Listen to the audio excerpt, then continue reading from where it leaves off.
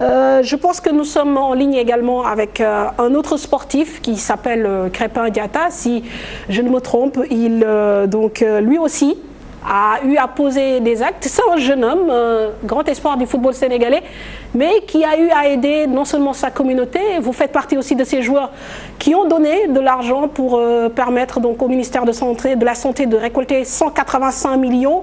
Vous avez aidé au niveau de Ziguinchor. Qu'est-ce qui vous a motivé? Est-ce que c'était un geste naturel ou on vous a conseillé de poser cet acte par rapport même à votre image? Bonsoir Crépin. Bonsoir madame. Voilà. Je vous écoute. Je pense que vous avez entendu la question. Oui, j'ai entendu la question. Tout d'abord, je vais saluer tous les gens qui sont sur cette plateau. Voilà, je pense que c'était un acte qui était naturel. Je pense que, voilà, on est né au Sénégal. Donc, on nous a inculqué des choses qui sont vraiment des choses qui nous ont vraiment poussé à arriver là où on est. Donc voilà, il ne faut pas oublier aussi que cette pandémie, elle est vraiment réelle et que tout le monde le vit actuellement dans le monde entier. Donc voilà, je me suis dit que c'est un devoir pour moi, ce n'est pas une obligation, mais c'est un devoir pour moi de regarder aussi et puis de me dire que voilà, aujourd'hui, je suis originaire du Sénégal et si aujourd'hui ce problème est en train de persister, je pense que le peu de choses que je peux faire est que je n'ai pas hésité à le faire.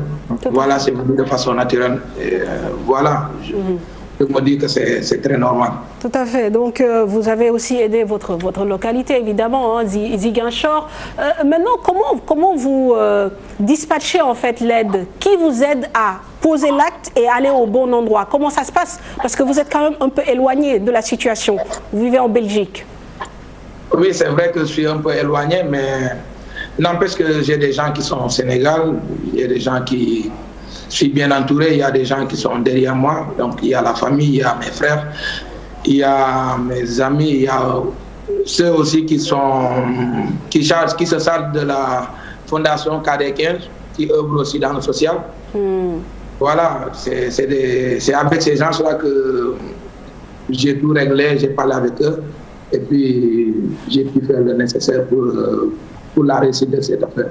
Voilà, bon, ce qui est quand même encourageant, Djibril Diakhaté, vous restez avec nous Crépin, on va vous poser 2 ou 3 questions avant d'aller vous laisser dormir. Ce qui est encourageant, c'est que de voir, ils sont relativement jeunes. Ils viennent à peine d'entamer leur carrière professionnelle. Il est professionnel peut-être depuis 4 ans, il est passé par la Norvège, ça fait 3 saisons qu'il est à Bruges, et quand même il prend le train en marche. Est-ce que c'est un phénomène de société quelque part?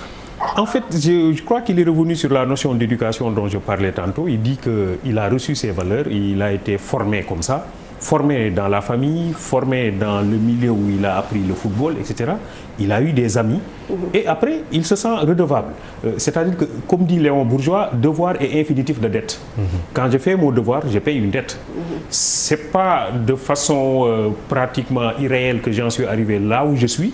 Il y a eu toute une trajectoire, il y a eu tout un chemin et pendant ce chemin, j'ai été accompagné. Et en conséquence, lorsque j'en arrive à un certain niveau, je me rends compte que j'ai le devoir d'eux. Alors, c'est donner de l'argent, c'est apporter un appui, mais même si ce n'est pas cela, c'est juste avoir de l'affection. Je veux dire que ce n'est pas seulement la dimension matérielle qui est importante dans cette affaire, c'est que les gens se disent au fond, je suis très... Parce qu'il y a beaucoup de Sénégalais qui n'ont pas peut-être les moyens, hein, qui sont dans le sport, qui sont dans d'autres activités, mais qui se disent au fond, si j'avais les moyens, j'aurais fait ça. D'autres qui sont dans le message, qui sont dans la sensibilisation, qui sont dans la mobilisation, qui essaient de chercher le don de soi. Et je crois que ça, le sportif, en lui-même, constitue un modèle en termes de don de soi. C'est quelqu'un qui est habitué aussi à porter un drapeau. Crépin est habitué à porter un drapeau. Crépin est habitué à voir un peuple sénégalais mobilisé autour de lui, qui le pousse, qui voit même le champion. Je ne parle même pas des compétitions de l'équipe nationale, hein, mais lorsque son équipe au niveau de la Belgique joue, vous voyez comment les jeunes sont autour des télévisions, regardent, c'est Crépin, c'est Sadio Mané, c'est etc. etc. Et ils sont très contents quand l'équipe gagne, ils sont affligés quand l'équipe perd, et en conséquence, eux, ils sont sensibles à ça. Ils se disent, ce peuple-là j'ai le droit de, j'ai le devoir de. Donc je ne dois pas rester les bras croisés, surtout devant cette situation de pandémie qu'ils vivent par ailleurs, là où ils sont, et avec une situation peut-être un peu plus compliquée à un certain moment. Mais malgré tout, ils se disent que nous avons le devoir d'apporter notre modeste contribution à l'équilibre de cette société. Bon, maintenant, c'est vrai, je suis parfaitement d'accord qu'on pourra réfléchir plus tard sur l'organisation de tout cela et peut-être lui donner beaucoup plus de force et beaucoup plus d'amplitude. Alors, Crépin, peut-être la question qui me vient à l'esprit, c'est parfois, est-ce que vous ressentez quand même une forme de pression? Parce qu'aujourd'hui, quand il y a ce genre de crise, on le dit clairement aux sportifs, vous devez aider. Le public, la population, à travers les réseaux sociaux, à travers les commentaires. Comment vous percevez ce message? Est-ce que parfois vous vous sentez attendu, épié par rapport aux gestes que vous posez, aux actes que vous posez, pardon? Non, après, je ne pense pas que c'est un problème, comme je l'ai dit tout à l'heure. Parce qu'on est avant tout des Sénégalais. Donc, voilà, je pense que là où tu peux apporter quelque chose, là où tu peux aider, tant que tu peux le faire, je ne pense pas que tu dois attendre que quelqu'un te le dise. Voilà, moi je vois les choses de cette façon. J'attends pas que les gens me disent que ok, tu dois faire ça. Après, peut-être que ça serait une pression, mais de mon côté, je ne me dis pas que c'est une pression. Après, les gens, ils savent qu'on a les possibilités de faire quelque chose. Peut-être c'est la raison pour laquelle ils écrivent des messages, ils vous envoient, ils vous disent aider, mais c'est pas, moi je ne le prends pas de côté comme si que c'est quelque chose qui est méchant, mais je le vois comme un message, quelque chose qui est vraiment nécessaire à faire. Alors, vous avez évoqué tout de suite dans vos propos l'existence d'une fondation. Je sais que vous avez également aidé pour la réfection du bloc opératoire de Ziguinchor. Est-ce que vous avez des projets, parce que tout à l'heure notre confrère en parlait, Pape Lamindour, est-ce que déjà vous pensez à des choses beaucoup plus structurées, beaucoup plus formelles pour aider par exemple Ziguinchor? Vous y réfléchissez déjà?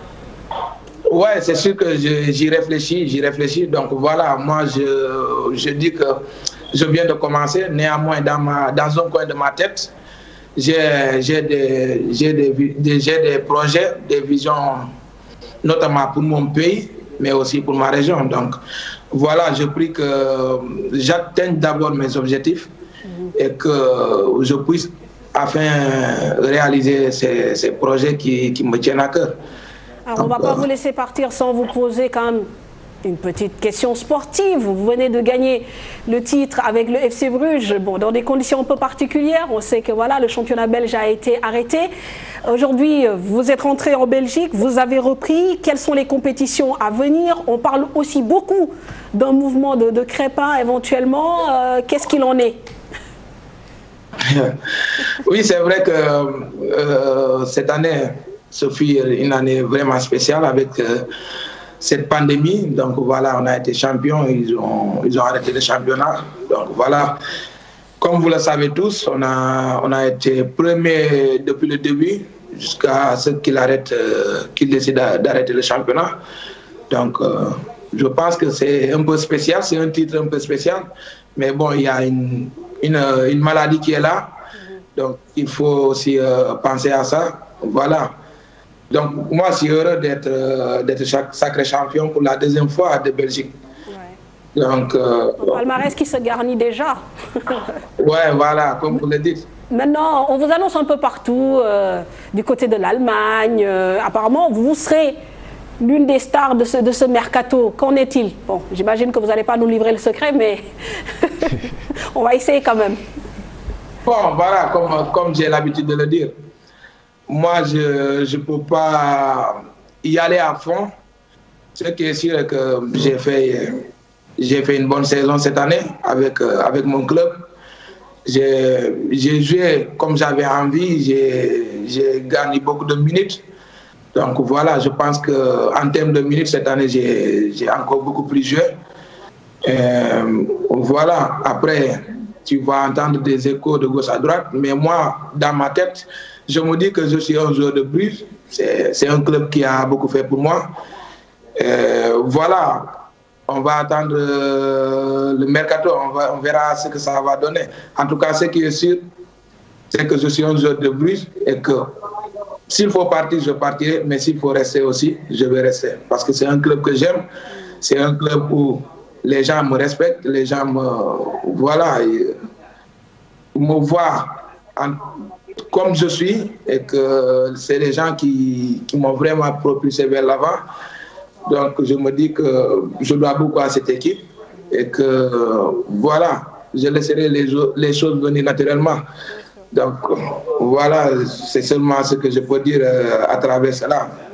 Moi aussi, j'entends les choses de gauche à droite. Mais bon, on ne sait jamais avec le foot. On sait jamais. Le foot, tout va très vite. En tout cas, ça a été un plaisir donc, de vous avoir autour de ce plateau, même si on a fait une petite digression pour parler de votre actualité sportive, évidemment. C'est un énorme plaisir et donc vous encouragez aussi par rapport aux actions sociales que vous posez. Je vous souhaite une excellente soirée. Merci, Marc. Merci Allez, beaucoup. au revoir. Merci à vous. Alors, allez, Youssou,